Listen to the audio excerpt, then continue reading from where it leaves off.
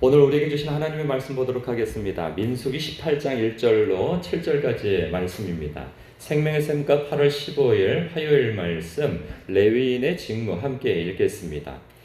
여호와께서 아론에게 이르시되 너와 내 아들들과 내 조상의 가문은 성소에 대한 죄를 함께 담당할 것이요 너와 내 아들들은 너희의 제사장 직분에 대한 죄를 함께 담당할 것이니라.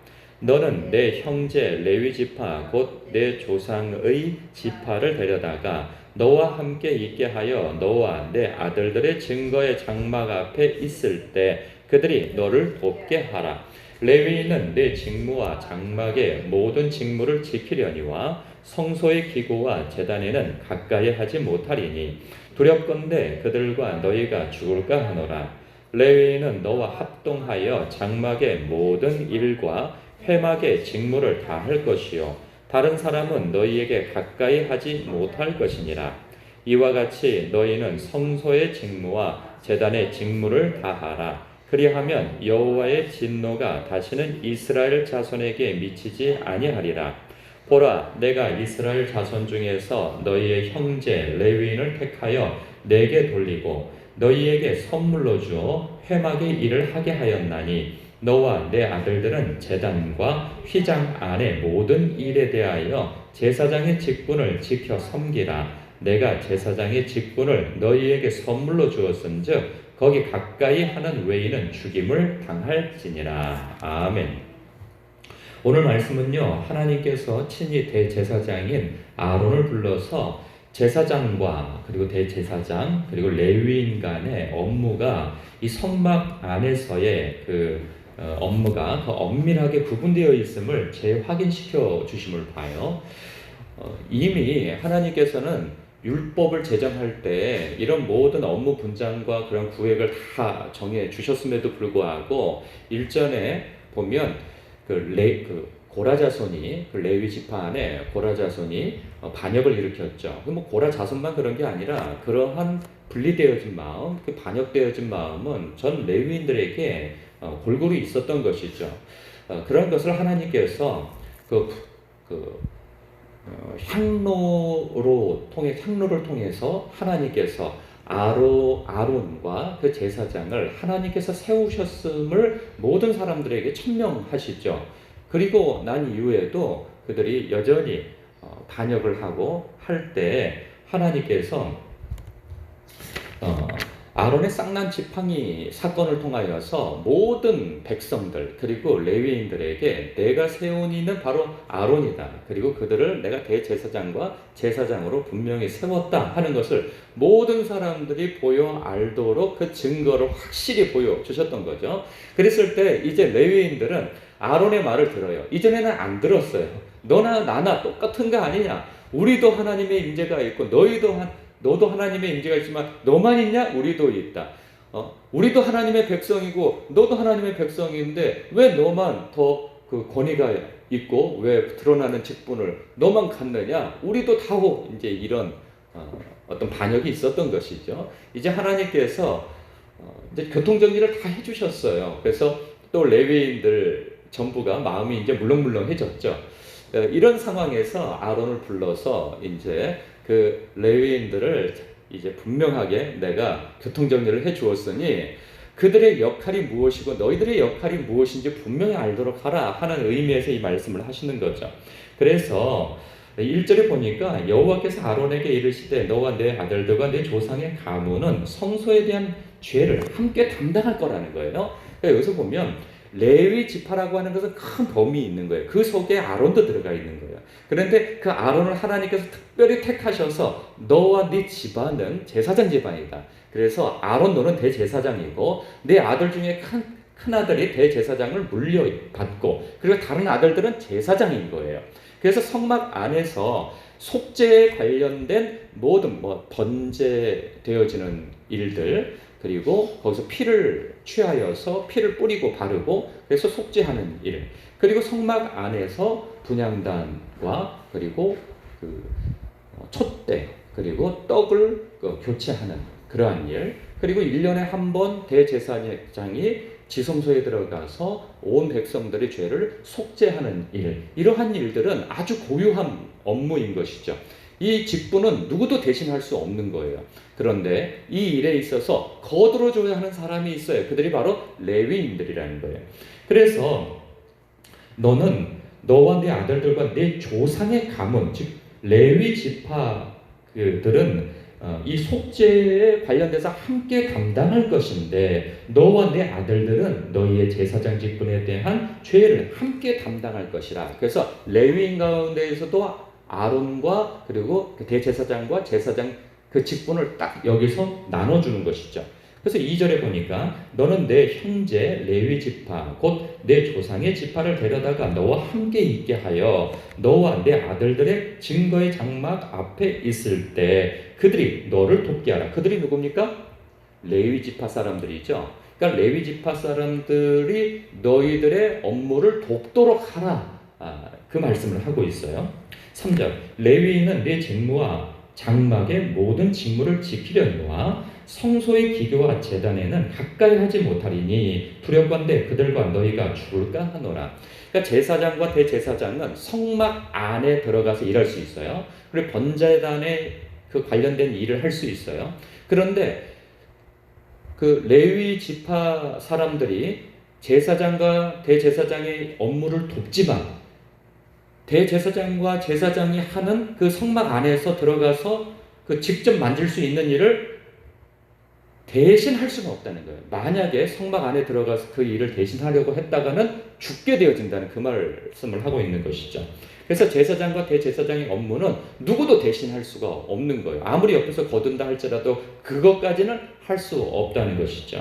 그래서 4절 레위는 너와 합동하여 장막의 모든 일과 회막의 직무를 다 할 것이요 다른 사람은 너에게 가까이 하지 못할 것이니라. 그러니까 이런 거예요. 대제사장과 제사장의 업무를 고유한 업무를 하되 레위인들이 거들지만 그것을 대신할 수는 없는 거예요. 그리고 또 레위인들이 하는 일을 감히 일반 사람들이 또 대신할 수가 없는 거예요. 그러니까 저마다 그 업무가 분명하게 정해져 있는 것이죠. 그것을 누가 좋은 마음을 가지고 아유 레위 지파 사람 누가 오늘 아프대 그래서 내가 대신해 줘야 되겠어 이렇게 할 수가 없다는 거예요. 제사장 중에 누가 그 성막에 그 자기 당번인데 그 일을 할 수가 없대. 그래서 레위인이 내가 해야 되겠어. 이런 일은 있을 수 없다는 거예요. 그러니까 서로가 어떤 일에 있어서 돕는 역할을 하지만 그 어떤 선을 넘어가서는 안 된다는 거예요. 그렇게 하면 죽게 되어진다는 거죠. 그래서 5절 이와 같이 너희는 성소의 직무와 제단의 직무를 다 하라. 그리하면 여호와의 진노가 다시는 이스라엘 자손에게 미치지 아니하리라. 저마다 자기에게 주어진 직분, 그 사명에, 그 부르심에 최선을 다하라는 거예요. 그럴 때 그러니까 남의 거를 넘볼 것도 없고 부러워할 것도 없고 그렇다는 거죠. 자기 할 도리, 자기의 역할을 충실히 하면 된다는 거예요. 그렇게 되어지면 주님의 몸된 교회가 그리고 하나님의 백성이 속죄가 되어지고 그리고 하나님께 나아갈 수 있게 되어진다는 거예요. 백성들로 하여금 죄짓지 않게 할 수 있다는 거예요. 그런데 자기의 역할을 충실히 해내지 못하면 백성들이 혼란이 일어나는 거죠. 마치 교회 안에서도 직분자들이 자기의 역할을 충실히 하고 감당하지 못하게 되어지고 여러분 교회는 대부분 평신도들이 문제를 일으켜서 교회가 혼란스럽거나 교회가 깨지게 되어지는 일이 생기는 것이 아닙니다. 목사와 장로가 분열이 일어나고 장로끼리 분열이 일어나고 그리고 직분자들끼리 서로 분열이 일어나면 성도들이 큰 타격을 입게 되어지는 것이죠. 교회가 큰 혼란이 일어나는 것입니다. 그래서 교회 안에서도 여러 직분이 있는데 그 직분이 높고 낮음을 이야기하는 것이 아니고 하나님 앞에 부르심을 받은 일에 그 역할을 감사하고 감격하여 하나님 앞에 신실함과 충성됨으로 그 일을 감당하면 되는 것입니다. 자기 할 도리를 하면 되는 거예요. 설교자는 설교를 하나님 앞에 그 성도들 앞에 잘 준비하여서 감당하고 그리고 뭐 부교육자는 부교육자의 자리에서 권사님과 장로님은 또 집사님은 저마다 맡겨진 일에서 자기 할 역할과 도리를 다하면 되는 것이죠. 누구 거를 부러워하고 넘볼 것도 없는 거예요. 그렇게 되어졌을 때 교회가 평안하고 그리고 하나님의 하나님 안에서, 주 안에서 온전하게 성장하고 자라갈 수 있다는 것이죠. 그래서 6절에 보니까 보라 내가 이스라엘 자손 중에서 너희의 형제 레위인을 택하여 내게 돌리고 너희에게 선물로 주어 회막의 일을 하게 하였나니, 그러면서 분명히 질서를 정해 줍니다. 제사장과 대제사장 그리고 그들을 도와서, 너희들을 도와서 레위인을 내가 너희에게 붙여줬다, 이것을 알려라 하여서 이제 더 이상 대제사장과 그리고 제사장의 역할을 넘보지 않도록 분명하게 그 구획을 딱 정해 주는 것이죠. 그러면서 7절 너와 네 아들들은 제단과 휘장 안의 모든 일에 대하여 제사장의 직분을 직접 섬기라. 내가 제사장의 직분을 너희에게 선물로 주었은즉 거기 가까이 하는 외에는 죽임을 당할지니라. 너희들의 일은 누구도 대신할 수 없고 너희의 일은 너무나도 중요한 일로서 내가 선물로 준 직분이니 그것에 대해서 누구에게 넘겨줄 수도 없고 도와달라고 할 수도 없고, 그리고 이 거룩한 일을 감히 침범에 들어올 수 있도록 허락도 하지 말라는 거예요. 왜 이렇게 제사장과 대제사장의 직분을 이렇게 하나님께서 분명하게 이들에게 고유 업무로서 아주 중요하게 각인시켜 주는가? 어제도 말씀드렸어요. 그것은 바로 이들의 역할이 하나님의 대제사장이신 예수 그리스도를 예표하고 있기 때문인 거예요. 이들이 백성들의 속죄를 담당하는 것처럼 오실 예수님도 우리에게는 이미 오신 예수님이시죠.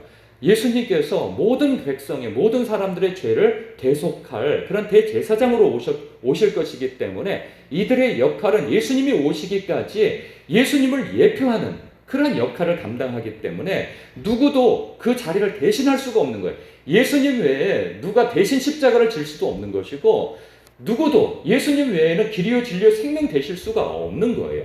그렇기 때문에 오직 예수님만이 높여지고 예수님을 통해서만이 하나님께 갈 수 있는 거예요. 이때에는 대제사장과 제사장들을 통하여서 속죄가 되어지고 그리고 하나님께 나아갈 수 있는 길이 열리는 것처럼 오늘날은 예수 그리스도를 통해서만이 속죄가 되어지고 그리고 하나님께 갈 수 있게 되어지는 것이죠. 그렇기 때문에 저 같은 목회자는 성도들에게 끊임없이 예수 그리스도를 통해서 하나님께 나아갈 길을 자꾸만 제시하고 나는 쇠하여야 하겠고 오직 우리 주 예수 그리스도는 높여지는 그러한 사역을 해야 하는 것이죠. 자칫 잘못하면 이것이 실수가 되어질 수 있고 죄를 범할 수 있는 거예요. 목사도 마찬가지고 직분자도 마찬가지고 먼저 된 자도 마찬가지입니다. 목사는 처음에 성도들을 이끌 때에는 목사를 바라보게 할 수밖에 없어요. 왜냐하면 하나님은 보이지 않기 때문에. 그러나 목사가 할 일은 무엇이냐? 잠깐의 시선을 목사에게 초점을 맞출 수 있으나 그 초점을 반드시 주님께로 향하게 해야 하는 것이죠. 그게 목사의 역할인 거예요. 어느 시점이 되어지면 목사는 사라져야 돼요. 성도들 눈에서. 그리고 점차 영향력이 주님께로 향하여져서 주님과 교통하고 하나님과 직접 기도하고 소통하고 할 수 있도록 그 길을 자꾸 열어 주어야 하는 것이죠. 성도들도 마찬가지입니다. 직분자들도 마찬가지예요. 연약한 성도들과 전도되어지는 그러한 새신자가 있다면 그들에게 뭐 밥도 사 먹이고 그리고 함께하는 시간을 갖고 친절을 베풀고 하여간 뭐든지 좋은 것을 해줘야 되겠죠. 그래서 그 인도하는 사람에게 초점이 맞춰져야 그 사람의 마음을 얻어서 이끌어 갈 수 있어요. 그러나 계속 자신에게 머물게 해서는 안 되는 것이죠. 누구에게로 향하게 해야 됩니까? 바로 우리 주 예수 그리스도를 통하여서 하나님께로 갈 수 있게 해야 되는 거예요. 그것을 하지 않으면은 모든 것이 헛된 일이 되어지는 것이죠. 그렇기 때문에 목사뿐만 아니라 모든 성도님들이, 직분자들이 예수 그리스도를 알기를 힘써야 하는 거예요. 하나님 알기를 더욱 힘써야 하는 거예요. 개인적으로. 그래야 사람들에게 전도를 하든 이끌어 주든 할 때 주님께로 향하게 할 수 있는 것이죠. 우리는 모두는 다 주님께로 향하도록 하는 이정표가 되어져야 하는 거예요. 내가 종착역이 되어지면 안 돼요. 이정표가 되어져야 하는 거예요. 주님께로 가십시오 라고 말이죠. 우리는 다 그 역할을 감당해야 합니다.